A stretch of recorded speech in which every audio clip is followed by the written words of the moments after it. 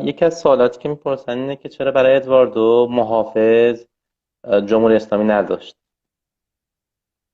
محافظ داشت، پدرش براش محافظ گذاشته بود. حالا محافظ چرا؟ بعد تو ایران خیلی نمیدونستن دیگه، بعدم نمیشد ما براش محافظ بذاریم. اگه میومد ایران میشد، اما اونجا ما بریم بگیم میخوایم محافظ بذاریم براش، امکانش نبود.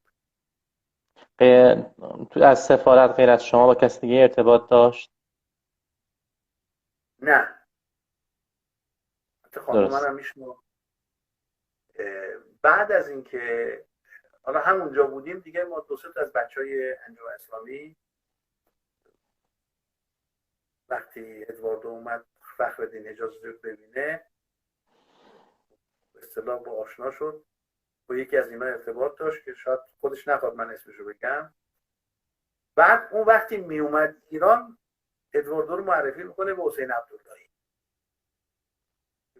برگشتن میگه اون از اون موقع اون دیگه اون ارتباطش برقرار میمونه. آها، یعنی ارتباط با حسین عبداللهی از اون طریق بوده، یکی از بچه های سفارت. نخیر، تورینو، شهر تورینو، سفارت تورین. هیچ.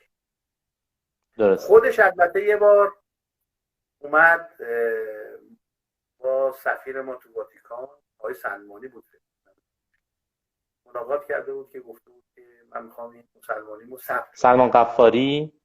سلمان غفاری.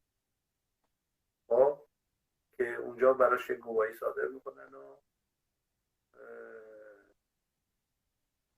بعد یه سفیری هم داشتیم، سفیر ما تو واتیکان، برادرش هم یه مدت رئیس شورای شهر بود. برای من یه حرفی زد، رفته بود تورینو،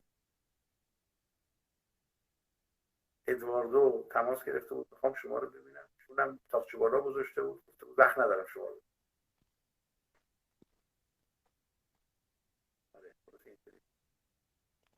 قطع شد، نفهمیدیم. ادواردو میخواسته این سفیر ما تو واتیکان که یه بار ببینه، اما سفیره گفته بود نه.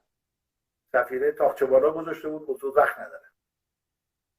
خودش برای من نه. خود سفیره یا ادواردو؟ نه، سفیره. سفیره. تشکر میکنم.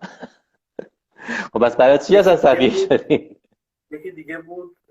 روحانی، وقتی که تیم اسمش هم آقای بروجردی،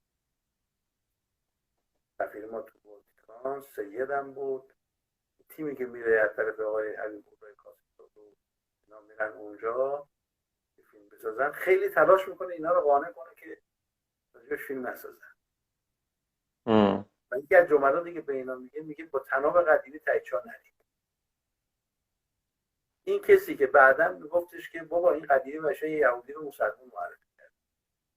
بعد گفته بودن آقا حالا اون موقع هنوز عکس ادواردو هم پیدا نشده بود، همه دارن میگن این داره میگه مسلمان، سلمان غفاری میگه مسلمان، اجازه داره میگه مسلمانه، شما چطور نفی میکنی؟ بعد گفته بود قیافش داد میزنه که معتاده.